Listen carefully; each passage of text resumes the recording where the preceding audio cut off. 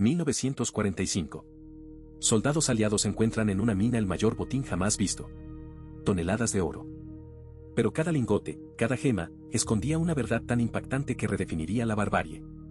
Veremos la magnitud de un saqueo sin precedentes que iba mucho más allá del oro, divisas, plata, joyas y hasta obras de arte invaluables. Descubrirás cómo la maquinaria nazi convirtió la guerra en una empresa criminal, vaciando las arcas de naciones y las pertenencias más íntimas de millones. Entenderás el origen más oscuro y brutal de este tesoro, un expolio metódico y planificado, nacido del genocidio. Esto es más que la búsqueda de un tesoro. Esta es la memoria de una era. Esto es el oro nazi. Abril de 1945. Las tropas aliadas avanzan por una Alemania devastada, y en las profundidades de la mina de potasa de Merkers, en Turingia, soldados del Tercer Ejército de Estados Unidos hacen un hallazgo que desafía la imaginación. Una bóveda subterránea, no de piedra, sino de sal, que contenía el botín más grande de la historia. Toneladas de lingotes de oro, la mayoría marcados con el sello del Reichsbank, pero cuyo origen real era infinitamente más oscuro. Este fue solo una fracción de lo que el mundo conocería como el oro nazi. Pero, ¿qué era exactamente este oro, y por qué su búsqueda y sus relatos ocultos siguen resonando 8 décadas después? El oro nazi no se reduce únicamente a lingotes de oro. Este término engloba un vasto y heterogéneo conjunto de activos expoliados, desde divisas extranjeras, plata y platino, hasta joyas, obras de arte de valor incalculable y los efectos personales más íntimos de millones de víctimas. Su origen fue un saqueo metódico y brutal orquestado por el Tercer Reich. A medida que la maquinaria de guerra nazi se expandía por Europa, su voracidad económica no conocía límites. Países como Austria, Checoslovaquia, Polonia, Países Bajos, Bélgica y Francia vieron sus bancos centrales y sus reservas nacionales de oro y bienes sistemáticamente confiscados. Si te está gustando, por favor, suscríbete, nos ayuda a seguir trayéndote más videos. Pero la raíz más infame de este oro nazi proviene de la persecución y exterminio de los judíos y otras minorías. Sus posesiones fueron arrebatadas antes de ser deportados a los campos de concentración, fundidas, reclasificadas o vendidas para financiar la guerra y la burocracia genocida. El flujo de estos bienes robados era complejo. Gran parte del oro nazi transitaba por el Reichsbank en Berlín, el banco central alemán, donde se categorizaba y, a menudo, se mezclaba con el oro de origen legal. Sin embargo, a medida que la guerra avanzaba y los bombardeos aliados arreciaban, los tesoros más valiosos, incluyendo vastas cantidades de oro, divisas y arte, fueron trasladados a ubicaciones secretas, como la ya mencionada mina de Merkers, convertida en una inmensa bóveda natural. Allí, los soldados americanos descubrieron no solo oro, sino también obras maestras de Rembrandt, Dürer y Manet, junto a sacos de coronas danesas y francos suizos. Esta escala de expolio generó un problema: ¿cómo integrar tanto oro de origen turbio en la economía? Aquí entra en juego el controvertido papel de los bancos neutrales, especialmente suizos, que compraron, refinaron y blanquearon grandes cantidades del oro nazi, muchas veces sin cuestionar su procedencia, facilitando así la financiación del régimen y prolongando su capacidad de destrucción. Los relatos ocultos del oro nazi son tan fascinantes como oscuros. Pensemos en la Operación Bernard, donde prisioneros judíos fueron forzados a falsificar millones de libras esterlinas británicas con la intención de desestabilizar la economía aliada. O en el llamado tren de oro húngaro, que transportaba bienes robados a judíos húngaros, interceptado y cuyo contenido nunca fue completamente restituido. Estas historias son testimonio de la sofisticación y la brutalidad del sistema de expolio. Décadas después del final de la guerra, el oro nazi sigue siendo una herida abierta. La persistente leyenda de tesoros aún ocultos en los Alpes bávaros, en las profundidades del lago Toplice en Austria, o el reciente y mediático tren de oro en Wałbrzych, Polonia, alimenta una búsqueda sin fin. El impacto postguerra fue inmenso, impulsando esfuerzos de restitución y comisiones de investigación, como la suiza Comisión Bergier, para identificar y devolver estos bienes a sus legítimos dueños o a sus herederos. El oro nazi no es solo un registro de codicia, sino un sombrío recordatorio de la barbarie y una exigencia constante de justicia. Décadas después del final de la guerra, el oro nazi sigue siendo una herida abierta, un registro de codicia y un sombrío recordatorio de barbarie. Su persistente leyenda, los tesoros aún ocultos y la incesante búsqueda en los Alpes bávaros, las profundidades del lago Toplice o el mediático tren de oro en Wałbrzych, Polonia, alimentan una exigencia constante de justicia. ¿Pero qué es exactamente el oro nazi? Va mucho más allá de los lingotes relucientes. Este término abarca una vasta y siniestra colección: divisas, obras de arte invaluables, joyas familiares, diamantes y, escalofriantemente, efectos personales y hasta oro dental.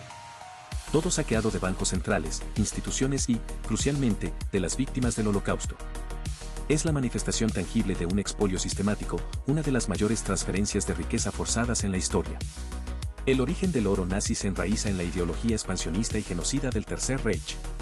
A medida que la Wehrmacht avanzaba, sus tropas no solo conquistaban territorios, sino que sus oficiales financieros, bajo la dirección del Reichsbank y el Ministerio de Economía, despojaban metódicamente a las naciones ocupadas. Austria fue la primera, su banco nacional desmantelado. Le siguieron Checoslovaquia, Polonia, Países Bajos, Bélgica y Francia. Los lingotes de oro de sus reservas estatales eran confiscados y enviados a Berlín. Sin embargo, la fuente más infame y moralmente abominable del oro nazi provino del saqueo directo de los judíos y otras minorías perseguidas. Antes de ser enviados a campos de exterminio, a menudo se les obligaba a depositar sus activos o eran simplemente despojados de todos sus bienes, desde anillos de boda hasta objetos de valor incalculable. Este oro, estas joyas y obras de arte se convertían en parte de la maquinaria de guerra nazi, una macabra monetización del sufrimiento humano. Una vez confiscado, el oro nazi iniciaba un viaje por intrincadas rutas de transporte y almacenamiento. El Reichsbank en Berlín no solo era el centro neurálgico del sistema financiero alemán, sino también la principal cámara de acumulación de este oro ilícito. Desde allí, era clasificado, fundido y a menudo resellado para borrar su origen. A medida que la guerra avanzaba y los bombardeos aliados se intensificaban, se hizo imperativo trasladar este inmenso tesoro a ubicaciones más seguras. Es entonces cuando las profundas minas de potasa, dispersas por el territorio alemán, se convirtieron en las bóvedas secretas. Entre ellas, la mina de Merkers, en Turingia, se erigió como el centro de almacenamiento más célebre para el oro nazi. El enigma de Merkers representa el hito más impactante en la historia del oro nazi. En abril de 1945, mientras las fuerzas estadounidenses del Tercer Ejército de Patton avanzaban por Alemania, descubrieron accidentalmente una vasta bóveda subterránea en esta mina. Lo que encontraron fue una visión casi irreal, miles de lingotes de oro del Reichsbank, valorados en cientos de millones de dólares de la época, apilados hasta el techo. Pero el tesoro no se limitaba a este oro estatal, incluía también una cantidad asombrosa de divisas extranjeras, una colección de arte inestimable, sacada de museos europeos y colecciones privadas. Diamantes, platino, e incluso bolsas llenas de empastes dentales de oro, extraídos de las víctimas de los campos de concentración. La escala de este descubrimiento confirmó, de manera innegable y escalofriante, la magnitud del expolio nazi y la brutalidad que subyacía a la acumulación del oro nazi. Una parte significativa del oro nazi nunca llegó a estas bóvedas clandestinas o fue redistribuida a través de canales más opacos, gracias al controvertido papel de los bancos neutrales. Naciones como Suiza, Portugal, Suecia, el Vaticano e incluso Argentina, mantuvieron relaciones comerciales con el Tercer Reich. A menudo adquirían oro que, en muchos casos, sabían o debieron haber sospechado que era robado. Los bancos suizos, en particular, se vieron envueltos en una enorme controversia postguerra. Recibían el oro saqueado, lo fundían y refinaban para eliminar cualquier marca de origen. Y lo convertían en moneda dura o lo utilizaban para financiar la compra de materias primas y bienes esenciales para el esfuerzo de guerra alemán. Este proceso esencialmente blanqueó una considerable porción del oro nazi, integrándolo en el sistema financiero global y dificultando enormemente su posterior rastreo y restitución. Más allá de los lingotes en las bóvedas, existen relatos ocultos que revelan otras facetas del ingenio y la depravación nazi en la acumulación y uso de otros recursos financieros. Un ejemplo es la Operación Bernard, una de las mayores operaciones de falsificación de la historia. Aunque no se trataba directamente de oro, fue financiada y apoyada por la maquinaria económica nazi, parcialmente nutrida por los recursos de otros recursos. Miles de prisioneros, muchos de ellos joyeros y artistas, fueron forzados a producir millones de billetes de libra esterlina con una calidad casi perfecta, con el objetivo de desestabilizar la economía británica. Otro de estos relatos es el del tren de oro húngaro. En los últimos estertores de la guerra, este convoy transportaba el oro, las joyas y los objetos de valor robados a miles de judíos húngaros antes de su deportación a Auschwitz. Su destino final fue caótico, una parte fue recuperada por las fuerzas aliadas en Austria, pero otra fue inexplicablemente dispersa, convirtiéndose en un símbolo más del desvío y la desaparición de los bienes saqueados. A pesar de los hallazgos como el de Merkers, gran parte de permanece desaparecido, alimentando mitos y búsquedas que perduran hasta hoy. La leyenda de tesoros escondidos en los Alpes bávaros persiste, con rumores de túneles secretos y búnkeres olvidados que aguardan ser descubiertos. Otro epicentro de misterio es el lago Toplice en Austria, famoso por haber sido utilizado por los nazis para probar nuevos torpedos, pero también por los persistentes rumores de que esconde lingotes de oro y planchas de la Operación Bernard en sus gélidas profundidades. Más recientemente, la atención se centró en Wałbrzych, Polonia, con la historia, nunca confirmada, del tren de oro nazi. Supuestamente, un convoy cargado con otros tesoros fue enterrado en un túnel subterráneo mientras las fuerzas soviéticas avanzaban.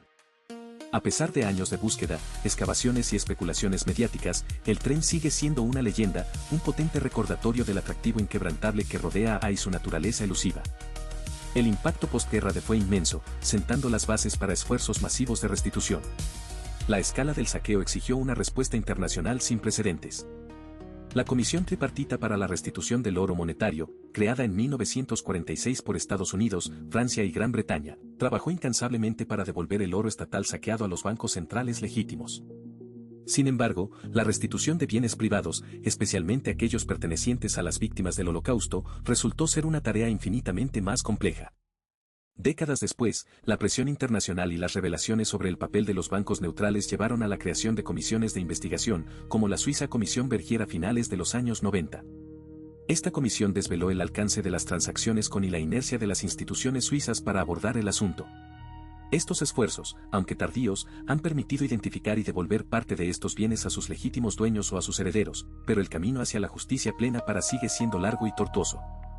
Este oro, con su carga histórica y moral, continúa siendo un testimonio mudo de los crímenes del pasado y una constante demanda de memoria y reparación.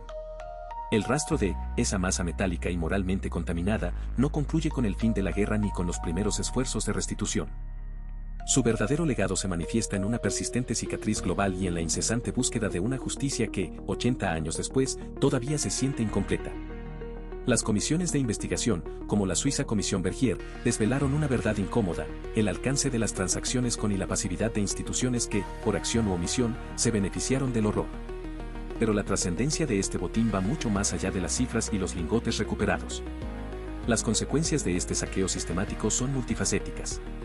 A nivel económico, supuso el desfalco de las reservas nacionales de países como Austria, Checoslovaquia, Polonia, Países Bajos, Bélgica y Francia, mermando su capacidad de reconstrucción postbélica. Pero la herida más profunda se infligió a nivel humano, no era solo el oro del Reichsbank o de los bancos centrales, era el oro de los anillos arrancados de manos moribundas. Las joyas confiscadas a familias judías antes de su deportación, las obras de arte expoliadas de colecciones privadas, las divisas y los efectos personales robados a millones de víctimas del Holocausto y otras minorías perseguidas.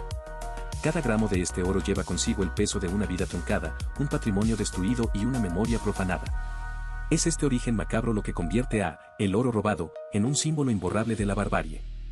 El enigma de Merkers, con su bóveda perdida y el hallazgo de un vasto tesoro por el ejército estadounidense en 1945, incluyendo cientos de toneladas de lingotes, divisas y obras de arte, se convirtió en la imagen icónica de la magnitud del robo. Sin embargo, Merkers fue solo una pieza del rompecabezas. Los relatos ocultos, como la Operación Bernard, que vio la falsificación masiva de libras esterlinas para desestabilizar la economía aliada. O el tristemente célebre tren de oro húngaro, cargado con bienes robados a judíos antes de su aniquilación, son testimonios del ingenio perverso del Tercer Reich para financiar su guerra y sus crímenes con la riqueza de sus víctimas. La persistencia del recuerdo de el oro robado se nutre también de los tesoros aún sin recuperar y de los mitos que los rodean. Las leyendas del oro escondido en los Alpes bávaros, las profundidades de lagos austriacos como el Topliz, o el más reciente y tantalizador tren de oro de Wałbrzych en Polonia, mantienen viva la fascinación y la esperanza. Estos relatos, a menudo basados en fragmentos de verdad, son un eco de la búsqueda interminable por cada pieza de lo que fue robado, por cada historia no contada detrás de un lingote desaparecido. Los esfuerzos postguerra, impulsados por presiones internacionales y la labor incansable de comisiones, han permitido identificar y devolver una parte de estos bienes a sus legítimos dueños o a sus herederos. No obstante, el camino hacia la justicia plena para el oro robado sigue siendo largo y tortuoso. Muchos crímenes quedaron impunes, muchos bienes sin restituir y muchas preguntas sin respuesta. El papel de los bancos neutrales, que compraron y refinaron gran parte de este oro sin cuestionar su origen, sigue siendo un punto de controversia y una lección sobre la ética en tiempos de conflicto. En última instancia, el oro robado se recuerda no solo como una de las mayores operaciones de saqueo de la historia, sino como un poderoso recordatorio de la fragilidad de la civilización y la depravación humana. Es un testimonio mudo de los crímenes del pasado, una demanda constante de memoria y reparación, y un espejo implacable que nos obliga a confrontar las zonas grises de la historia. Su sombra persiste, no como un mero tesoro por encontrar, sino como la encarnación material de un genocidio, una cicatriz que la humanidad debe recordar para no repetir jamás. La búsqueda de este oro es, en esencia, la búsqueda inquebrantable de la verdad y la dignidad. Si te ha gustado, suscríbete para más historias increíbles. Nos ayuda mucho a seguir creciendo.